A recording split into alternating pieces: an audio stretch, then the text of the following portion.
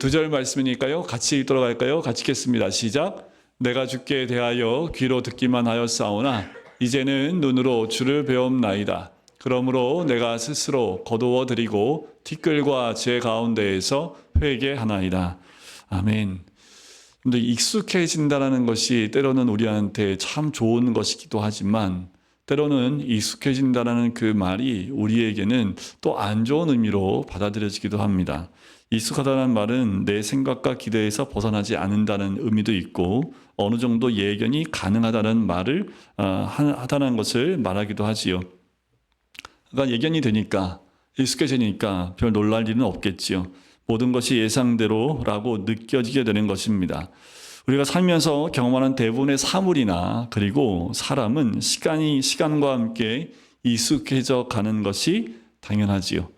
이처럼 어쩌면 신앙생활도 오래 하다 보면 하나님이 이제는 익숙하다고 말할 수 있을 때가 올까요? 여러분들 어떠십니까? 하나님이 좀 익숙해지셨나요? 어떻게 좀 신앙생활 오래 하신 분들은 하나님이 어떻게 많이 익숙하신가 모르겠습니다. 신앙생활에도 익숙하다는 말이 많이 쓰일 때가 있는데 만일 하나님께서 우리에게 그저 익숙한 분이 되실 수 있다면 하나님은 어쩌면 더 이상 하나님이 아닐 수 있습니다. 그리고 우리가 거의 하나님의 경지에 올랐다라고도 말할 수 있겠지요. 우리 인간의 지성이나 판단 능력을 과대 평가하는 경향이 있지요. 그래서 하나님조차도 어느 정도 알 수 있고 판단할 수 있는 분이라고 생각하기 쉽습니다. 그래서 우리가 신앙생활을 오래 하다 보면 마치 하나님을 다 알고 있는 양 생각하기가 너무도 쉽지요. 그래서 이런 하나님을 이렇게도 표현합니다. 익숙한 하나님, 또는 길들여진 하나님이라고 표현을 할 수 있지요. 이렇게 되면 요즘의 표현 방식으로 바꿔 말하면 하나님 사용법을 알고 있는 셈 치는 경우가 있다라는 거지요. 그렇게 되면 하나님을 경외하는 대상으로 믿고 섬기는 대신에 하나님을 이용하고 하려고 하는 생각이 되게 되고 나를 섬기는 종이나 심부름꾼 아니면 어떤 능력으로 전락하고 말아요. 세월이 가면 신앙생활도 익숙해질 수 있습니다. 하지만 하나님이 우리에게 익숙한 분이 되는 것은 실로 굉장히 위험합니다. 하나님께서는 이런 우리의 성향을 아시기에 우리가 좀 익숙해졌다고 느껴지게 될 즈음에는 고난이라는 수단을 통해서 익숙해진 하나님에 대한 우리의 이상이 깨어지게 하시는 거지요. 그래서 고난을 통해서 내가 알고 있는 하나님인 것 같은데 그렇지 못한 우리의 모습을 경험하게 합니다. 이런 경험을 통해서가 아니면 우리는 참되신 하나님께로 나아가지도 못하고요. 그분을 바르게 알지도 못하며 그저 우리의 인식의 한계 속에서 익숙하고 길들여진 그 신만을 섬기게 되는 거지요. 마치 우상을 섬기는 것과 마찬가지예요. 그렇게 익숙해진 우상을 섬기는 것처럼 매번 1년에 돌아가는 그 시간표대로 그 신을 섬기는 그 모습으로 길들여진다라는 거지요. 자, 욥의 고난을 보십시오. 그가 고난을 거친 뒤에 고백한 말이 오늘 본문의 말씀이잖아요. 내가 주께 대하여 귀로 듣기만 하였사오나 이제 눈으로 주를 배움나이다. 그러면서 이런 고백을 해요. 그러므로 내가 스스로 거두어 드리고 티끌과 제 가운데에서 회개하나이다. 자, 이 부분은 이제 고난을 다 겪고 난 다음에 38장에서 하나님이 등장하십니다. 그리고 하나님이 어떤 하나님인지 쭉 말씀하시고 42장에서 욥이 하나님을 배웠고 난 다음에 하는 고백이지요. 여기서 내가 스스로 거두어 드리고 회개한다라는 그 말을 하는데 이 의미는 보통 사람들이 생각하는 것처럼요. 욥이 지금까지 고난 중에 하나님께 소리 지르고 화를 내고 했던 그 모든 태도를 회개한다는 내용이라고 보기가 어려워요. 만일 욥이 지금까지 자기 친구들의 비난을 감수하면서까지도 굽히지 않고 하나님께 항변해 왔던 그런 내용들을 거두어드리고 회개한다면 이것은 욥기를 통해서 하나님이 무엇을 말씀하시려고 하는 그 뜻이 온전히 드러나지 못하게 됩니다. 하나님께서는 욥을 인정해 주셨지요. 도리어 욥의 친구들을 책망하셨어요. 어디 보면 알 수 있냐면 오늘 본문 말씀 그 다음에 이어지는 7절부터 9절까지 말씀입니다. 제가 7절 먼저 한번 읽어볼게요. 여호와께서 욥에게 이 말씀을 하신 후에 여호와께서 대만 사람 엘리바스에게 이르시되 내가 너와 내 두 친구에게 노하나니 이는 너희가 나를 가리켜 말하는 것이 내 종 욥의 말같이 옳지 못함이니라. 같이 읽을까요? 그런즉 너희는 수소 7과 순양 7을 가지고 내 종 욥에게 가서 너희를 위하여 번제를 드리라. 내 종 욥이 너희를 위하여 기도할 것인즉 내가 그를 기쁘게 받으리니 너희가 우매한 만큼 너희에게 갚지 아니하리라. 이는 너희가 나를 가리켜 말하는 것이 내 종 욥의 말같이 옳지 못함이라. 9절이요. 이에 대만 사람 엘리바스와 수아 사람 빌닷과 나아마 사람 소발이 가서 여호와께서 자기들에게 명령하신 대로 행하니라. 여호와께서 욥을 기쁘게 받으셨더라. 자, 내용을 보니까 지금 사람들이 말하는 그런 의미가 아닌 것을 알 수 있겠지요. 여기서 욥이 하는 말은 이런 뜻이에요. 이렇게 해석이 가능한데, 하나님, 저는 지금까지 제가 이 고난을 받을 만한 잘못을 한 일이 없고 떳떳하기 때문에 하나님께서는 이유를 알 수 없는 이 고난에 대해서 명명백백하게 제게 설명해 주셔야 한다고 생각했고, 그래서 그렇게 소리를 질러왔습니다. 하지만 저는 이제 그런 제 주장과 하나님께 대한 요구를 거두어 드리겠습니다. 이제 하나님을 배웠거나니 제가 하나님께 그런 설명을 요구할 수 있는 존재가 아니라는 사실을 알겠습니다. 하나님은 제게 설명해 주셔야 할 의무가 없으시고 저는 그런 것을 요구할 권리가 없습니다. 저는 하나님이 제게 설명해 주시고 제가 이 고난의 이유를 알아야만 하나님을 섬길 수 있을 것이라고 생각했는데, 지금 하나님을 배웠고 나니 하나님은 하나님이시기에 우리의 모든 신뢰와 사랑과 절대적 순종을 받으시기 합당하시다는 것을 비로소 알겠습니다. 저는 이제 제 마음과 제 뜻대로 하나님을 조종하고 싶어 했던 그 태도를 회개합니다. 그 짧은 6절에 나와 있는 그 한 절의 말씀을 설명한다면 이렇게 이야기할 수 있는 거지요. 이것은 하나님을 하나님으로 인식하고 하나님을 하나님의 자리에 모시는 거지요. 지난 시절 욥은 자신이 그것을 의식하고 살지는 않았을 것이에요. 그러나 이 고난을 통해서 욥은 자신 안에 하나님을 조종하려는 마음, 길들여져 있고 익숙한 하나님으로 편하게 가려는 태도가 있었다라는 것을 깨닫게 된 거지요. 그러니까 욥은 계속해서 친구들과 항변하면서 한 얘기가 자기가 알고 있는 하나님이 아니에요. 하나님은 그러실 수 없는 거예요. 하나님은 그렇게 하지 않으시는 하나님이라는 거지요. 욥에게 허락하신 고난을 통해서 욥은 깨닫게 되는 거지요. 익숙해질 수 있는 분이 아니라는 것을 분명히 보여주신 방법입니다.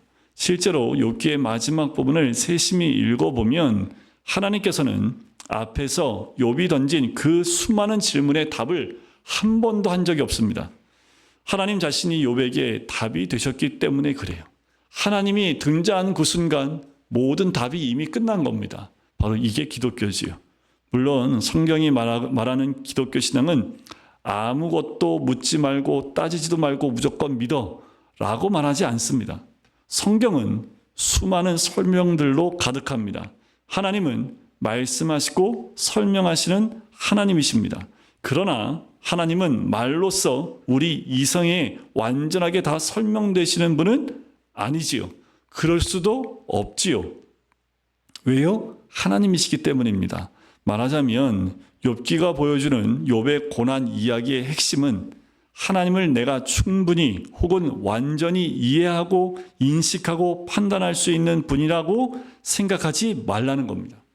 이게 하나의 또 주제입니다. 아무리 욥이 의롭고 의인의 모습이라 할지라도, 그리고 고난 가운데 많은 그 세 친구들의 많은 질의응답 가운데에도 하나님을 내가 충분히 혹은 완전히 이해하고 인식하고 판단할 수 있는 분이라고 생각하지 말라는 겁니다. 욥기는 모든 그리스도인을 위해서 쓰여진 하나님의 말씀이지요. 욥기를 통해서 주시는 하나님의 말씀을 우리는 이해해야 합니다. 우리에게는 적어도 이런 생각들이 있어요. 하나님은 이렇게 하셔야 해요. 또는 하나님이 선하시다면 이렇게 하실 수 없지요. 이런 생각과 태도들 가운데 우리가 있을 때가 있지요. 이런 게 우리에게는 다 있습니다. 그래서 내가 생각하는 것과 다른 방식으로 뭔가 일어나고 있을 때 내가 동의하거나 인정할 수 없는 일들이 일어날 때 우리 안에 자연스럽게 드는 질문이 이런 것 아닙니까? 선하신 하나님이 어떻게 이러실 수 있습니까? 하나님이 나에게 이러실 수는 없지요. 라고 하는 반응들입니다. 이것이 고난 속에서 욥이 경험한 일이지요. 우리는 다르지 않습니다. 내가 생각지 않은 일들이 일어나면 도대체 하나님이 무슨 이유입니까? 하나님 도대체 왜 이러십니까? 하나님은 선하시고 사랑이 많으신 하나님인데 도대체 나한테 왜 이러십니까? 라는 반응들이 많이 일어나지요. 하나님이 계시다면 하나님은 이렇게 행하셔야 하고 이런 하나님이셔야 한다는 자신의 개념이 있는 거예요. 내가 알고 있는 하나님은 이런 하나님이기 때문에 이렇게 나타나시는 하나님은 하나님이 아닌데 왜 나에게 이러십니까? 라고 하는 거지요. 그리고 끊임없이 하나님을 자신의 생각의 틀 속에 넣으려고 합니다. 만일 우리가 우리의 인생에서 그런 하나님을 확인해주는 수준에서만 살아가신다면 그런 방식으로 하나님의 살아계심과 사랑을 확인하려고 한다면 우리는 결코 참되신 하나님을 온전히 알고 섬길 수 없습니다. 그래서 우리는 때로는 감당할 수 없고 이해할 수 없는 고난이 닥쳐올 때 우리의 심령이 많이 힘들어하는 모습들을 봐요. 외적인 어려움보다 영적 어려움 가운데서 헤매는 경우가 많지요. 왜 그리스도인이라고 우울증이 안 걸리고 또 여러 가지 질병에 걸리지 않을 수 있겠습니까? 이런 충돌이 오게 되면 영적인 그 아픔 때문에 괴로워하는 것이요. 그 괴로움은 뭐예요? 여전히 내 안에 계신 하나님과 이 일어난 사건과 연결이 되지 않기 때문에 그래요. 고난의 경험은요, 하나님이 단지 하나님이시기 때문에 하나님을 사랑하고 신뢰하는 경지로 우리를 데리고 갑니다. 우리가 아무리 고난이 있다 할지라도 그 고난을 통해서 우리가 결국 깨닫게 되는 건 뭐냐면 하나님은 하나님이시라는 거지요. 그러기에 우리는 그 하나님을 신뢰한다라고 고백하게 되는 겁니다. 이 점에서 고난은 다양한 모양으로 우리에게 찾아오지만 본질상 내가 이해하고 생각하고 기대하고 있는 소위 길들여진 하나님에 대한 환상이 깨어지고요. 모든 자유를 가지신 하나님, 피조물이 아닌 창조주 하나님, 무한하고 불변하며 영원하신 하나님을 만나게 되는 축복의 자리가 바로 고난의 자리입니다. 고난이 올 때 맞아, 그 하나님, 내가 이제까지 알았던 하나님은 바로 이런 하나님이었어 라는 그 하나님을 만나기도 하지만 전혀 내가 생각지도 않은 그리고 회복되지도 않는 그 고난 가운데에서 결국은 하나님의 하나님 되심을 인정하는 그 믿음 가운데 나가게 된다는 거지요. 사실 이렇게 고난 속에서 내 예상과 기대가 모두 깨어질 때 우리의 믿음도 무너지고 그리고 위기를 경험하게 됩니다. 그래서 믿음에서 상실하고 믿음을 상실하고 교회를 떠나는 분들이 아마도 이런 고난 가운데에서 믿음이 무너진 단계에서 회복하지 못한 분들이지 않을까라는 생각이 들어요. 그러나 놀라운 것은요, 이런 위기를 통해서 우리의 믿음은 진짜 제대로 세워지게 된다는 것입니다. 우리가 이제껏 알았던 믿음이 다 무너질 때 다시 진정한 믿음이 세워진다는 거지요. 욥이 고난을 통해서 받은 최고의 축복이 무엇이라고 여러분들 생각하십니까? 하나님께 설명을 요구하는 신앙에서 하나님 자신이 답이 되는 신앙의 자리로 옮겨가게 된 거예요. 하나님은 옳습니다. 하나님은 옳습니다. 이 고백이 나오는 거예요. 왜요, 하나님? 왜 나한테는, 왜 저한테는 이러십니까? 그것이 아니라 그 환경과 고난과 그 모든 것이 있다 할지라도 하나님은 옳습니다. 라고 고백하는 신앙으로 나가게 되는 거죠. 이것이 욥이 고난을 통해 얻은 최고의 축복입니다. 믿음이 무너지고 믿음이 세워지는 축복입니다. 어쩌면 시편 기자가 고백한 내용도 이런 이야기와 비슷할 겁니다. 시편 119편 67절입니다. 고난당하기 전에는 내가 그릇 행하였더니 이제는 주의 말씀을 지키나이다. 또 시편 119편 71절 같이 읽어볼까요? 시작. 고난당하는 것이 내게 유익이라. 이로 말미암아 내가 주의 율례들을 배우게 되었나이다. 우리의 믿음은 이와 같이 고난을 통해서 연단을 받고 우리는 고난을 통해서 생각지도 못한 그리고 믿어지지 않는 신앙의 경지로 인도함을 받습니다. 고난은 우리에게 익숙해진 하나님, 길들여진 하나님에 대한 환상을 깨뜨림으로써 우리의 믿음을 연단하고 더 깊은 신앙의 경지에 이르게 합니다. 그러나 고난은 우리의 신앙을 연단하는 것에서 더 나아가 또한 우리의 신앙을 증명하고 입증해 줍니다. 자, 모든 것을 이미 다 알고 계신 하나님이 아니라 바로 우리 자신에게 증명해 주는 거예요. 대표적인 예로 하나님께서 아브라함에게 아들 이삭을 번제로 바치라고 하신 사건을 우리가 한번 떠올려 보면 보통 사람 같았으면 하나님께서 이런 명령을 내리실 리 없어 하고 무시해 버리고 거부할 거예요. 하지만 아브라함은 하나님께서 이 명령을 주실 때 이 명령하시는 분은 의심할 수 없을 만큼 너무 확실한 하나님이심을 알았습니다. 그러니까 부인할 수가 없지요. 그래서 아브라함은 자기 생각이나 이치에 맞지 않는다고 여겨서 내 생각이 이것은 잘못된 것 같습니다 라고 말하지 않고요. 그는 신속히 그냥 움직입니다. 이튿날 아침 일찍 일어나 하나님이 지명하신 그 산으로 출발을 해요. 그리고 결국 하나님이 지명하신 산에 도착하지요. 그리고 아들을 결박하고 칼을 들며 들었을 때 하나님의 사자가 아브라함을 급하게 부르지요. 그러면서 이렇게 얘기합니다. 내가 내 아들 독자까지도 내게 아끼지 아니하였으니 내가 이제야 내가 하나님을 경외하는 줄을 아노라. 하나님이 아브라함 신앙을 몰라서 그랬을까요?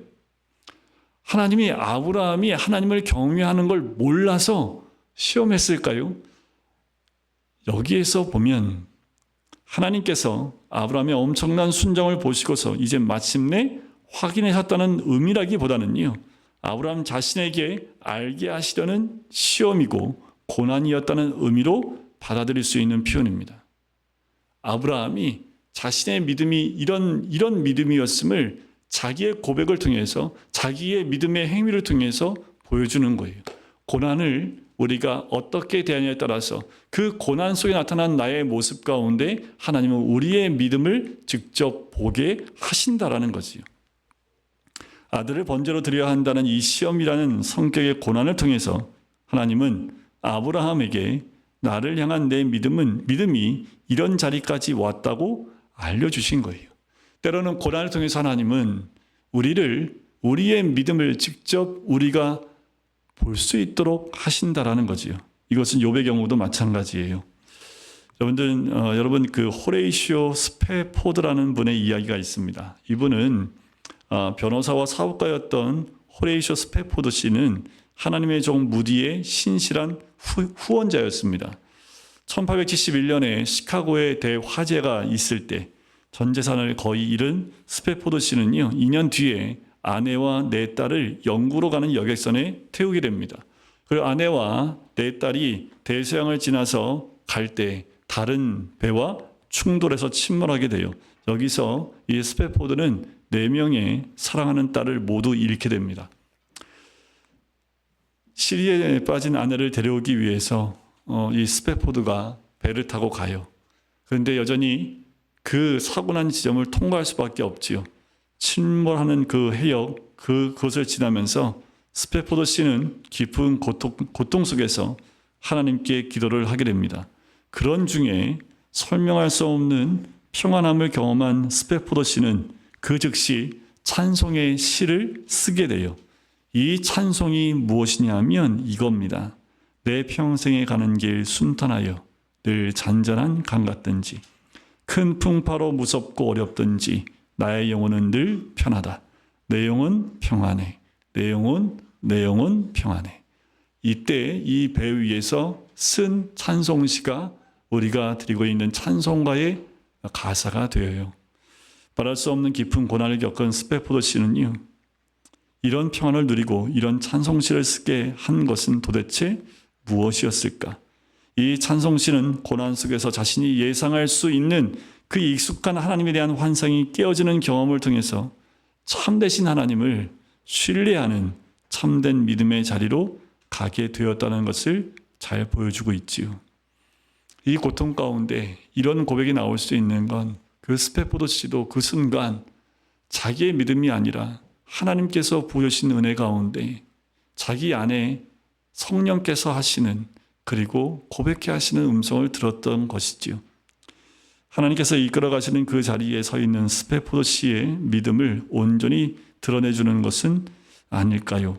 고난은 우리의 믿음을 입증함으로써 설명할 수 없는 평안함과 더 큰 확신으로 우리를 데려가요. 고난이 우리에게 해주는 역할이기도 하지요. 자, 이제 저는 이 고난 속에 있는 사람이 어떻게 위로를 받을 수 있는지를 나눠보려고 합니다. 근데 고난 속에 있는 사람들을 어떻게 위로할까요? 온전한 위로가 되기가 참 어렵지요. 나와 같이 똑같은 고난을 경험하신 분들이 있다면 그 사람의 그 고난을 위로하는 데 좀 도움이 될 겁니다. 또 온전한 그렇다고 해서 위로가 될 수는 없지요. 이런저런 실제적인 조언들이 고난 속에 있는 사람을 위로하는 경우는 거의 없다고 생각하시면 돼요. 그 고난 가운데 있는 사람에게는 위로가 되지 않기 때문에 그렇지요. 이런 이유 때문에 여러분들 교리가 굉장히 중요합니다. 가령 고난 속에서 사람들은 자책을 하거나 자기 죄에 대한 벌을 받는다고 생각하기가 쉬워요. 이건 내 죄 때문이야. 죄의 징벌이야. 죄에 대한 하나님의 심판이야 라고 생각할 경우가 있다는 거지요. 마치 하나님이 나를 버리신 게 아닌가라는 생각도 할 수 있는 거지요. 고난 속에 있는 사람들은 많은 생각을 하게 되고요. 많은 질문들을 하나님께 쏟아냅니다. 욥이 그렇게 했지요. 욥의 친구들은 하나같이 욥이 지금 겪고 있는 고난에 대해서 욥의 잘못에 대한 하나님의 응답이라는 관점을 벗어나지 못했지요.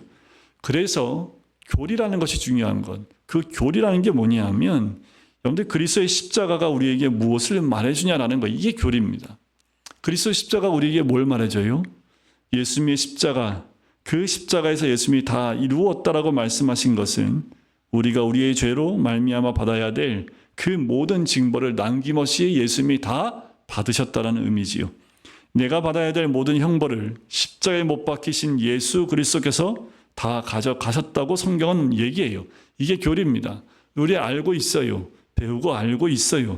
이 십자가와 구속의 교리를 깊이 또 모든 성경의 말씀들을 통해서 알게 될 때 이 교리는 우리의 고난 속에서 빛을 발하게 되어 있습니다.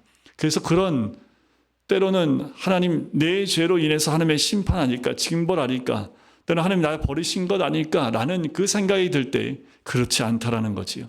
예수님이 나를 위해서 십자가에 피 흘려 죽으심을 통해서 나의 모든 죄의 징벌을, 죄의 모든 저주를 다 끊으셨기 때문에 더 이상 죄로 인한 하나님의 징벌은 나에게 있을 수 없다라는 거지요.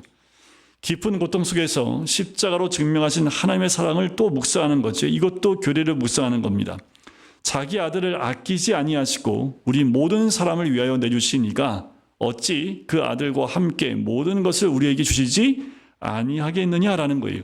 십자가 구속의 교리는 당신의 아들을 버리심으로 영원히 버려진 우리를 당신의 자녀로 받아주신 하나님 아버지의 선하심을 증명하고 있는 선포이죠. 이 교리가 내 가슴에 새겨져 있을 때 고난 가운데에서 이겨낼 수 있는 위로가 될 수 있다는 거지요. 또 하나는 부활의 교리입니다. 설령 그 고난이 우리를 죽음 속으로 이끌어 무덤 속으로 들어가게 할지라도 이런 고난이 어떻게 부활의 교리를 믿고 부활의 소망을 가진 하나님의 자녀들을 절망하게 할 수 있겠습니까? 초대교회에 거의 로마 300년 동안 심한 박해의 시대를 거쳐갈 때 그때 하나님의 자녀들은 이 부활의 교리로부터 죽음의 두려움 가운데서 이겨낼 수 있었습니다. 죽음이 내 앞에 있다 하더라도 그들이 그 죽음을 두려워하지 않았던 것은 이 부활의 참 소망이 있었기 때문에 그래요. 죽어가는 그 순간에도 평안함을 잃지 않은 그 얼굴이 있었던 것은 부활의 참 소망인 이 교리가 믿음으로 자리 잡고 있었기 때문에 더 이상 그 고난의 두려움, 죽음의 두려움 가운데 있지 않았다는 겁니다. 또 하나님의 속성과 성품에 대한 교리를 알고 그것을 묵상하는 것이 얼마나 큰 유익이 되겠습니까? 바로 하나님의 존재와 영원하심, 불변하심, 무한하심, 그리고 그분의 전지전능하심, 지혜와 능력, 거룩과 선하심을 아는 것이 우리에게는 얼마나 큰 유익이 되는지 모릅니다. 우리가 고난 가운데 있을 때 하나님의 속성과 성품에 대한 그 모든 지식, 그 교리들은 우리로 하여금 어둠 가운데 빛을 비추는 말씀이 돼요.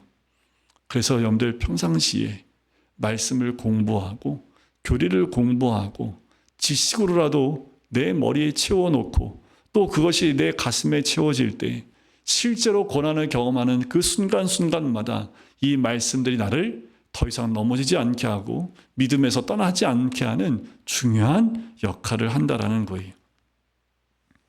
이것은 하나님께서 친히 고난 가운데 있는 자녀들을 위로하시는 방편이에요. 하나님의 말씀을 체계적으로 바르게 그리고 깊이 알아가는 것은 너무나 중요합니다. 우리가 사는 동안 하나님을 아는 지식이 우리의 삶에 얼마나 큰 기쁨이 되고 위로가 되며 확신을 주는지를 경험적으로 더 많이 알아가야 되겠지요. 여러분들, 고난이 왔을 때는 이 말씀을 공부하는 게 어려워요. 그래서 우리가 평상시에 이 교리의 말씀을 많이 공부하고 많이 지식으로 쌓고 마음에 쌓아서 실제로 고난이 왔을 때 이 말씀들이 나를 회복해 하시는 위로가 되는 말씀으로 떠올라야 되는 거지요. 우리가 말씀을 암송하는 이유도 실제로 암송을 하면 다 까먹잖아요. 여러분들, 작년에도 올해도 암송을 했고 작년에도 암송을 했어요.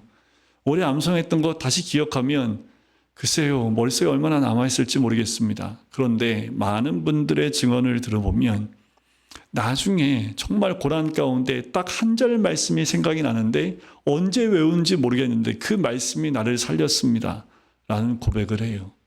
바로 그 말씀이 교리의 말씀이지요. 그 말씀이 고난 가운데 그 영혼을 살리는 말씀이 된 겁니다.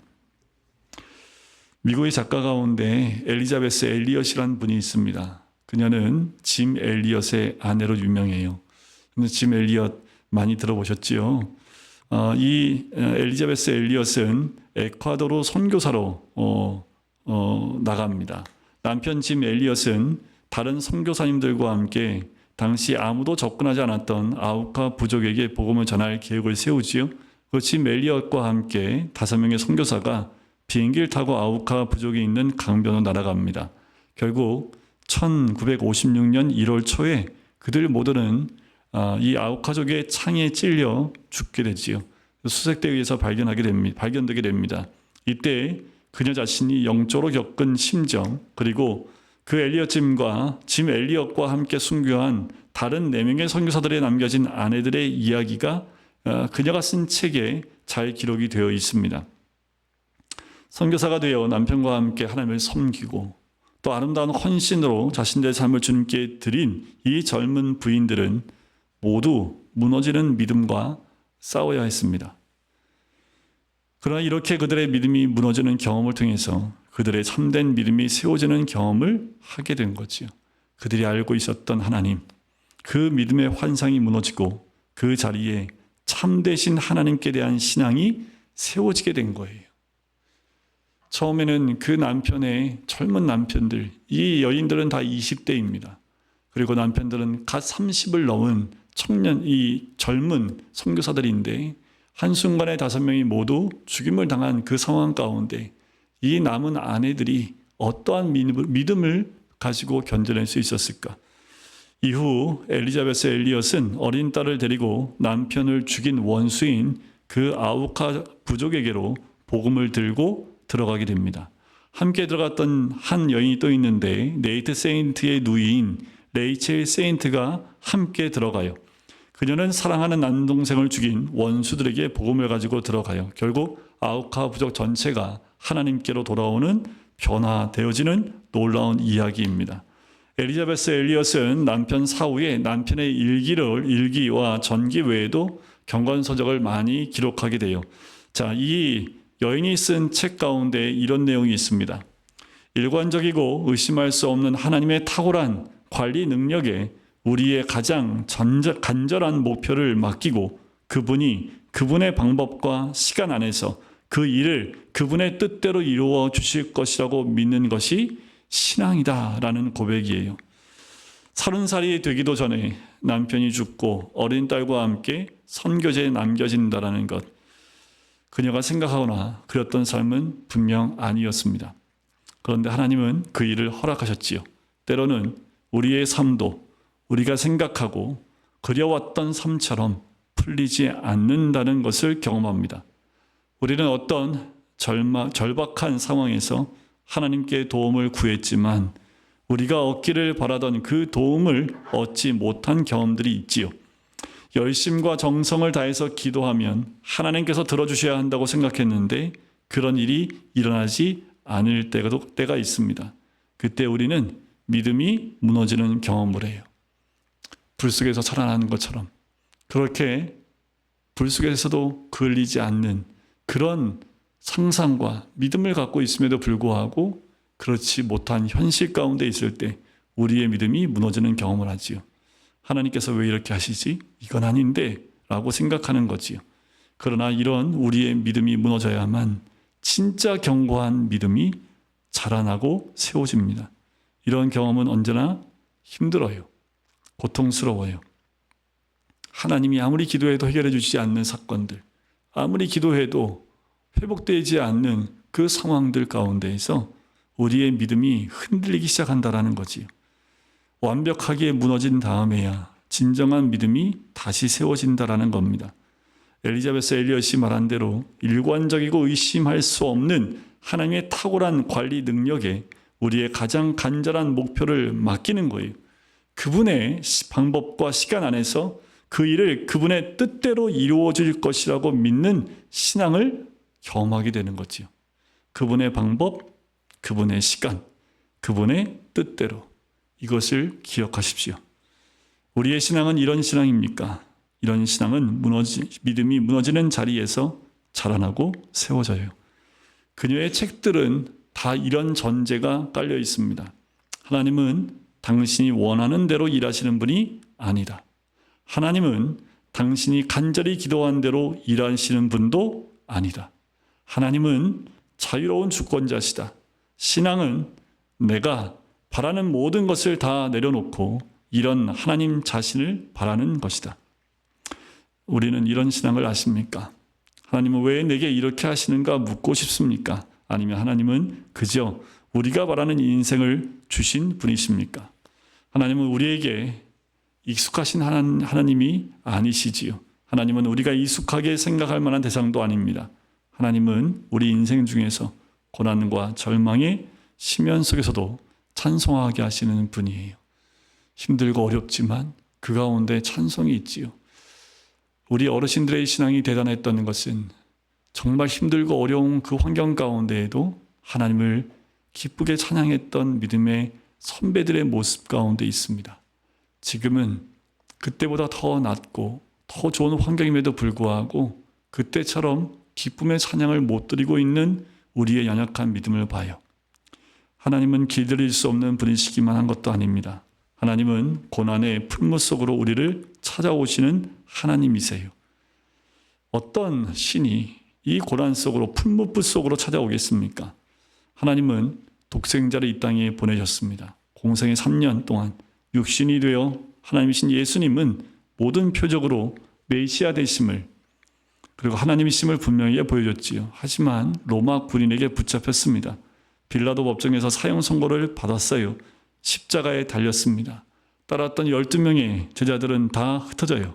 그들의 믿음이 무너져 내리는 경험을 한 거지요.